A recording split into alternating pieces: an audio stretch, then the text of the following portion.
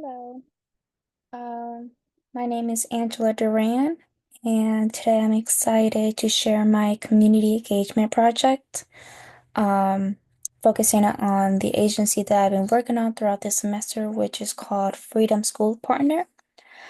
Freedom School Partner is a nonprofit organization in Charlotte, North Carolina, that is dedicated to combine summer learning loss and delivering a culturally responsive literacy-focused summer program for children in grades from kindergarten through 8th grade from under-resourced communities. This documentary explores my research in interviewing findings, social media advocating campaign, and evaluation of how this experience shaped my growth and emerging as a social worker.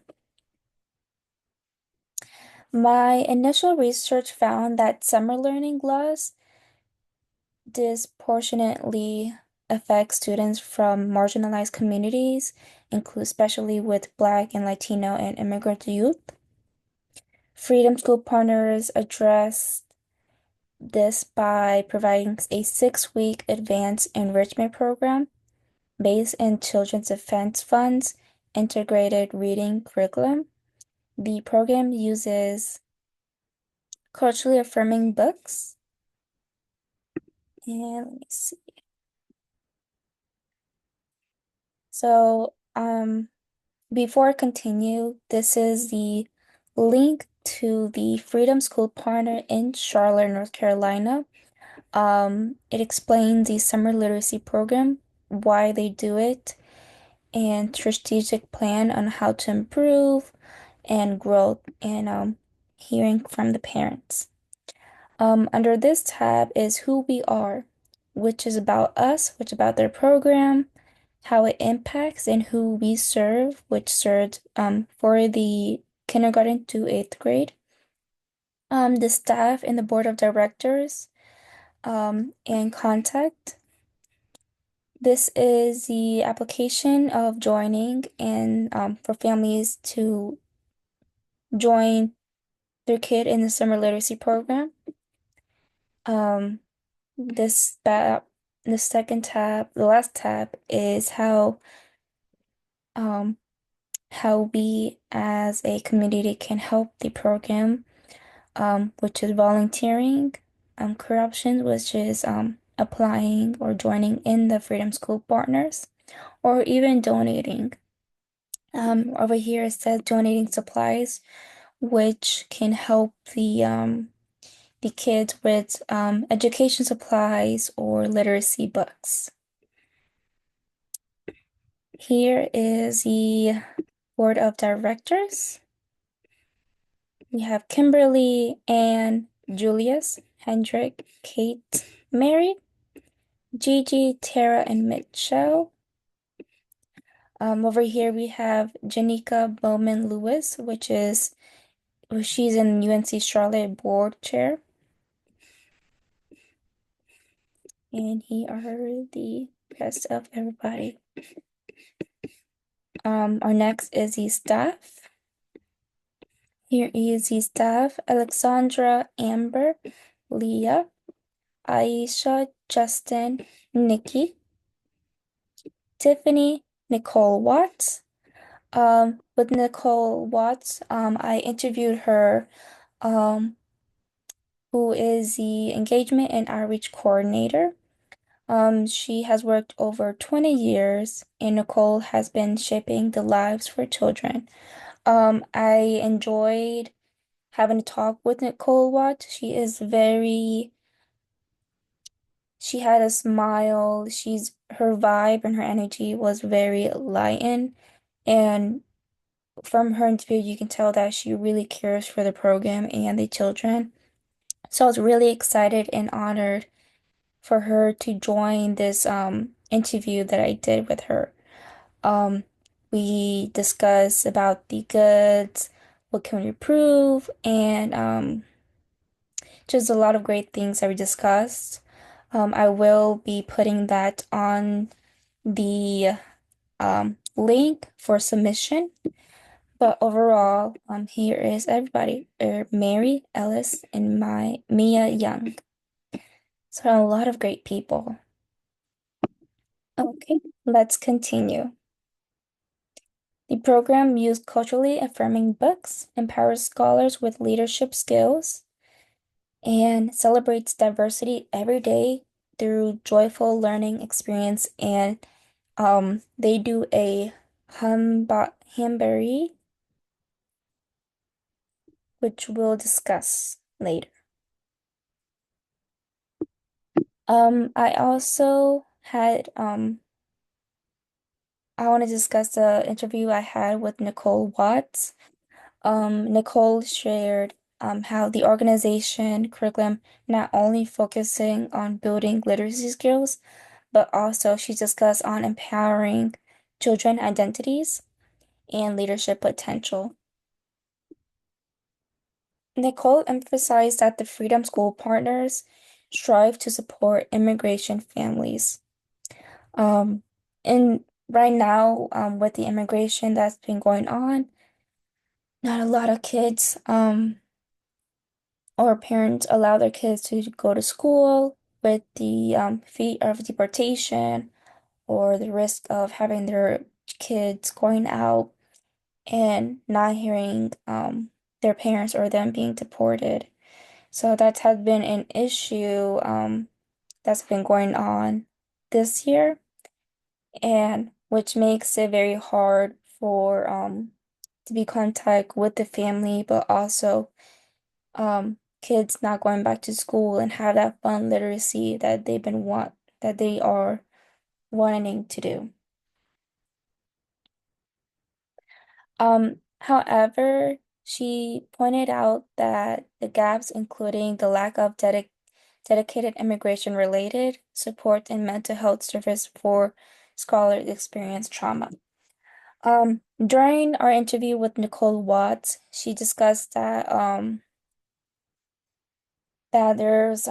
lot of there's not much of mental health services, and with that, it's hard to understand, well, how can we have the children express how they feel? Um, this can be a very hard barrier from having the staff or a social worker connecting with the student or even a parent, which can be either create a conflict or just miscommunication. To extend my advocacy efforts, I launched a social media campaign on Instagram. Um, Now let's see.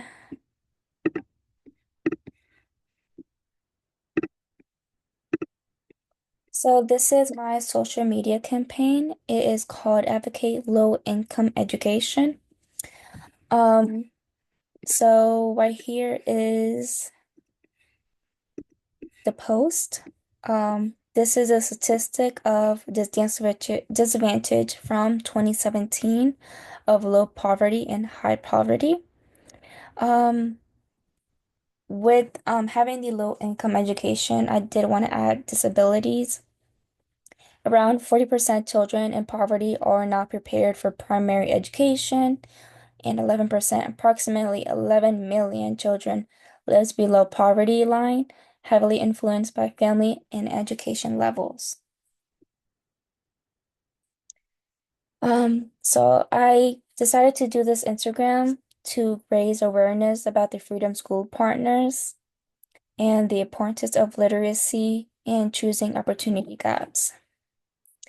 Most of them are impacted summer learning loss and how it affects marginalized communities. Success stories from Freedom School Partners. I added a link from Freedom School Partners on the social media to know who we're advocating for and what they provide and how we can spread awareness and spread the word about their program. This social media proved to be a powerful tool. With social media growing, for example, like TikTok, Facebook, Twitter, um, reaching a broader audience, fostering um, conservation, and connecting people with community resources. All right. Now let's go ahead and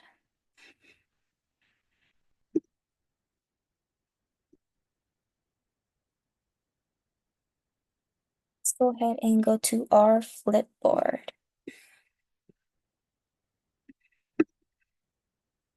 So over here is my Flipboard. It contains a 13 articles covering the topics such as, excuse me, educational equity and immigration experience in education, trauma-informed practices for youth. And let it go ahead and go to our magazines. So most of these magazines are related with the Flipboard. We're just gonna go ahead and go down about what I choose under the article. So this is not in North Carolina, but it does affect the public school and in education, saying that Alabama Senate committee approved bills requiring emergency buttons in public schools.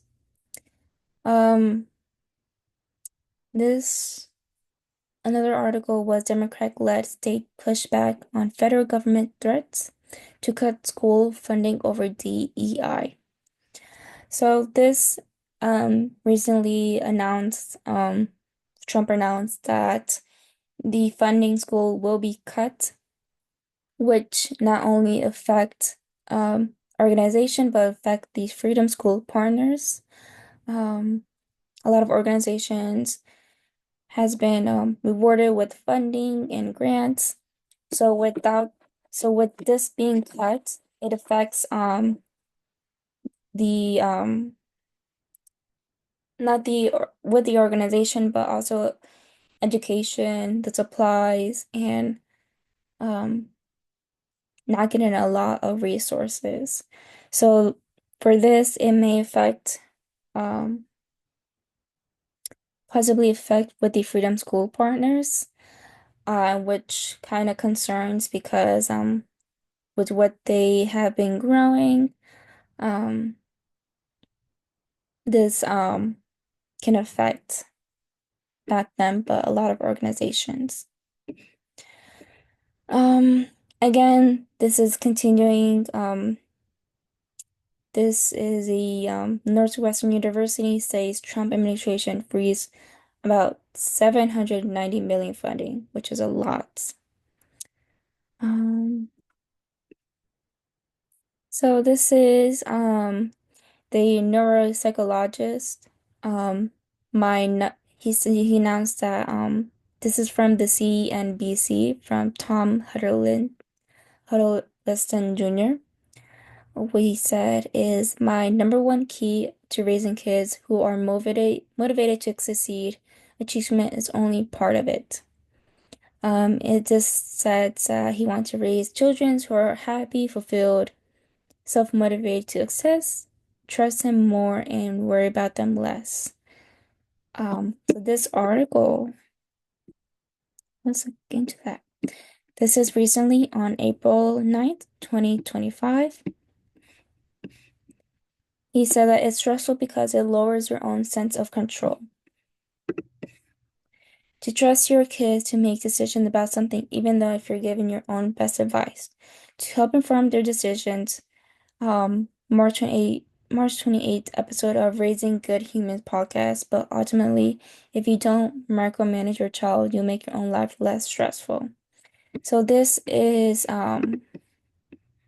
more of a mentally and emotionally with an adult and two children. And let's go ahead and continue.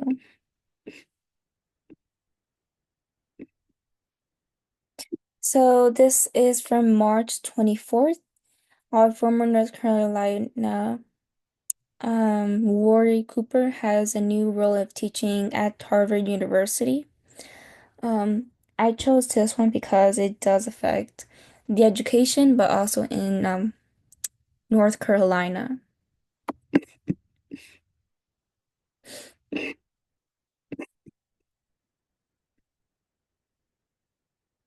I chose this article, 20 Greatest Educational Tools for 3-year-olds, just because since we are talking about education and children's, I thought this article would be best because with having social media growing and this can affect um their learning mentally. I thought that, having the three toys would be an improvement and would not only improve but spend less time on the tablets. So this one is a shape. So you connect little shapes in the pictures. This is it's like the it's with mathematical adding alligator educational toy. This has like a lot of animals and a lot of shapes to connect, which is really good. Um, yeah, let's continue.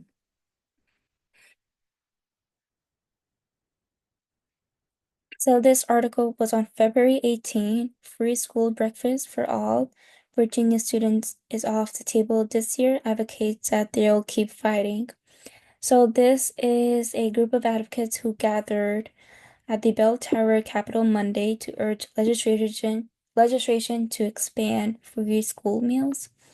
Um, this could I chose this article because um even with education, nutrition is a most important for kids to eat healthy, but also eating good and not artificial food, but more of organic and nutrition.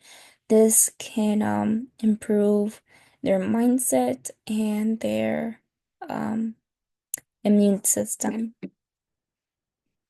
This last article was the first one that I saw, which what happened in North Carolina if U.S. Department Education shuts down. Let's look into that.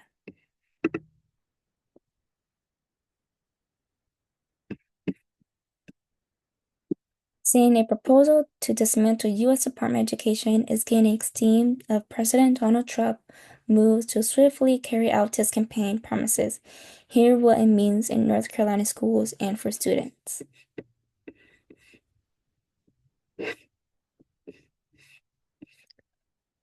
So this article is Trump hasn't outlined his vision for what should happen with Department of Education, but the campaign trail he pledged to dismantle eventually shutter the department. What this means is Johnson Employees Education Department were placed in paid administrative leave late last month as part of the administration's larger efforts to rid of federal workforce employees associated.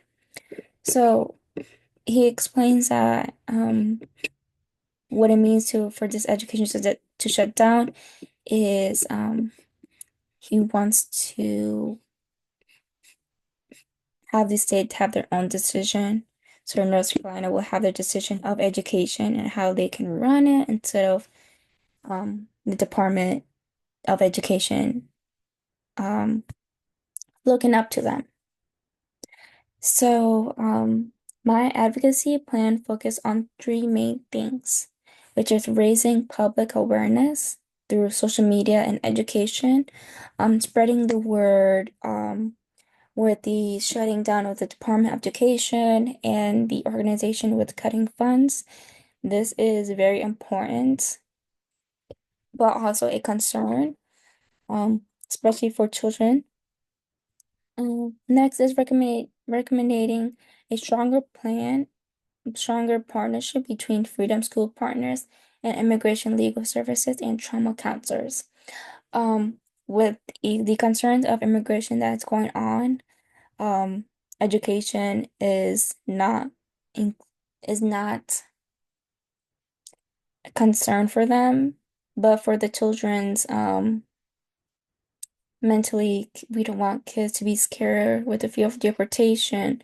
So the best way we can do is trauma counselors to explain that um, to help kids um, with um, with the help of with counselors, we can help kids mentally and also help their parents with immigration that's going on. Um, we as an organization could have rights um, to help kids um, to continue with their education.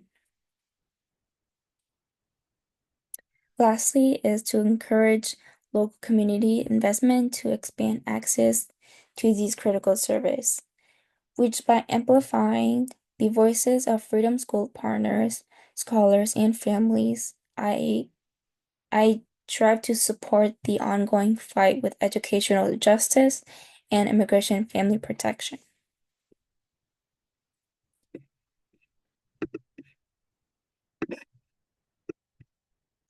So with this is my infographic on the Freedom School partners. I decided to do a little flyer which promote the Freedom School partner. On the right side is a QR code where kids and family can scan it through their phone, and it will lead them to the Freedom School partner website, which has more details and how what they strive for.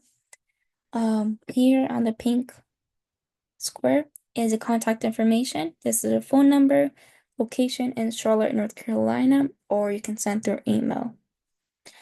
80% of children maintain or gain reading ability during the Freedom School Partner in 2023. Out of 97% parents reported the increase of their child confidence in their reading. So this was a big improvement of the Freedom School Partner, which is really good. I also had a cart little cartoon of children's with the educational to make it more fun and more vibrant. How we can make educational very important to learn, but also for fun. Throughout this project, I learned how crucial it is to listen to the community voice, collaborate across sectors, and approach advocacy through the empowerment lens. While Freedom School Partner is already making extraordinary impact, the experience taught me to continuously improvement, especially areas like mental health, immigration support, and the key is creating truly inclusive trauma-informed environment. As a future social worker, I'm committed to advocate for policies and programs that can address and complete needs of children and families from all backgrounds. So,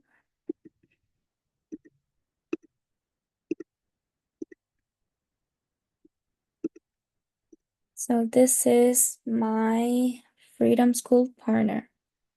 Um, thank you for all um, joining and hearing my advocacy through the education. Let's go ahead and continue to improve, advocate for our organizations with education, immigration, and our mental health, and how we can make education fun for kindergartens, eighth grade, and above graders to make it more fun and educational. Thank you.